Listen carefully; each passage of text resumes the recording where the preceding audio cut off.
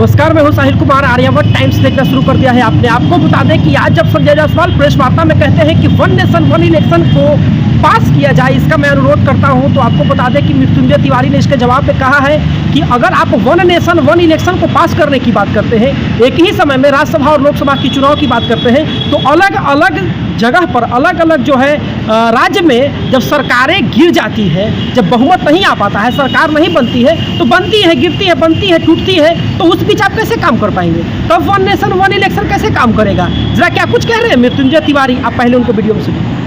Sir, Sanjay Jaiswal जी का जो बयान आया है कि संविधान की बात करते हैं, इंदिरा गांधी के वजह से ही खंडित हुआ था वन नेशन वन इलेक्शन। पहले जो है संविधान बना था, उसके बाद 2-3 बार जो है चुनाव हुआ था इसके तहत। तो संविधान का ज्ञान ही नहीं है, वो संविधान पर क्या ज्ञान देंगे?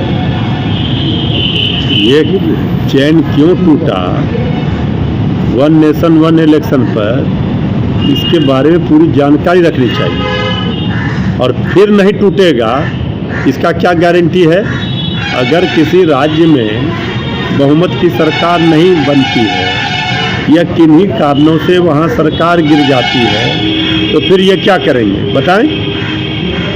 सिर्फ ज्ञान देने से नहीं, ज्ञान रखना भी चाहिए, तभी प्रवचन करना चाहिए। उन्होंने सभी लोगों से अनुरोध किया है कि वन नेशन वन इलेक्शन को पास होने दिया जाए।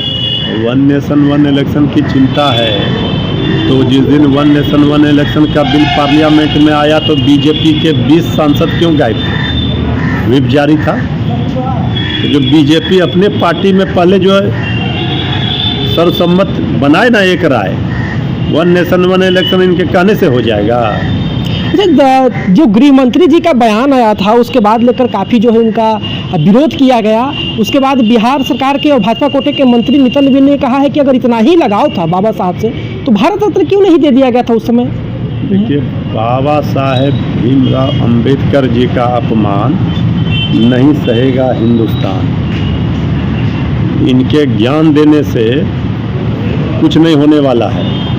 अब बीजेपी पूरी तरह से रसातल में जाएगी, जहाँ से शुरुआत हुई थी वहीं पहुँच जाएगी। मजाक बना दिया है क्या? देश में आक्रोश है, उबाल है, और इसी मुद्दे से ध्यान भटकाने के लिए ये सब नाटक बीजेपी ने किया कि राहुल जी ने धक्का मार दिया। कहाँ है वीडियो, कहाँ है फुटेज उसका?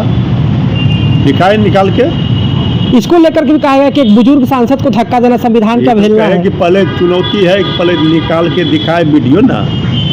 ये सब नौटंकी नाटक करने से जनता दिग्भ्रमित नहीं होगी। जनता सब समझ रही है कि ये लोग नौटंकीबाज हैं। राहुल गांधी जी को गुंडा कहा गया, नेता ऑपोजिशन है, विपक्ष के नेता हैं, इस तरह की अमर्यादित भाषा बोली गई है।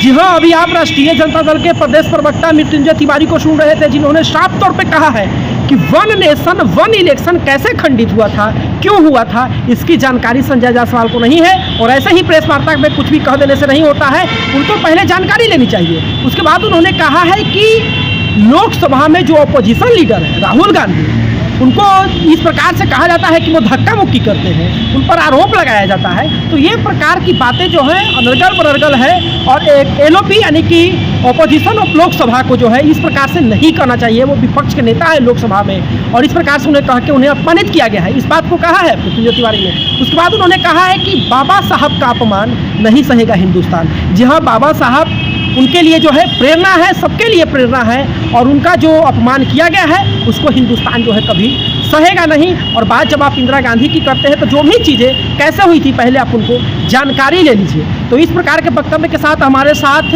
राष्ट्रीय जनता दल के प्रदेश प्रवक्ता मृत्युंजय तिवारी जी बने हुए थे। हालांकि कैसे लगी आपको ये रिपोर्ट, आप हमें कमेंट बॉक्स में जरूर बता सकते हैं।